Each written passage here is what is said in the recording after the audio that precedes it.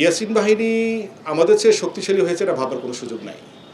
তারা অতর্কিত কাজটা করেছে এবং আমার মনে হয় আমাদের কিছুটা দুর্বলতা ছিল, এটা অস্বীকার করার উপায় নেই।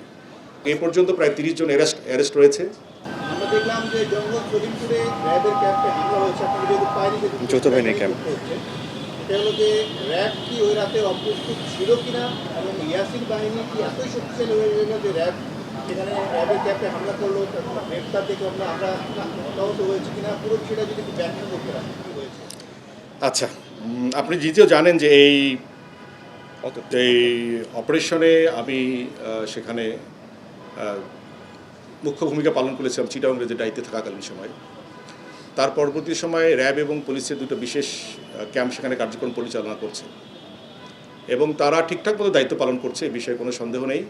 আপনি যেটা বলেন র্যাবের ক্যাম্পে আসলে হামলা হয়নি, আমাদের একটা বিশেষ ক্যাম্প, নতুন একটা ক্যাম্প তৈরি করে আমরা সেখানে পরবর্তী সময় সেটেল করার জন্য যাওয়ার উদ্যোগ গ্রহণ করেছিলাম, সেইখানে তারা হামলা করেছে। ইয়াসিন বাহিনী আমাদের চেয়ে শক্তিশালী হয়েছে এটা ভাবার কোনো সুযোগ নাই।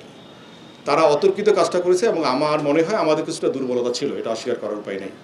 আমরা হয়তো তাদের কার্যক্রমটা সেই লেভেলের মনিটরিংটা করতে পারিনি, তবে আমাদেরকে ওভার পাওয়ার করার মতো শক্তি তাদের নাই, এটা তারা নিশ্চিতভাবে জানে। তো কালকে গত রাতেই যে ঘটনাটা ঘটিয়েছে এটা আমাদের কিছু অসাবধানতা বশত ঘটেছে, কথা ঠিক।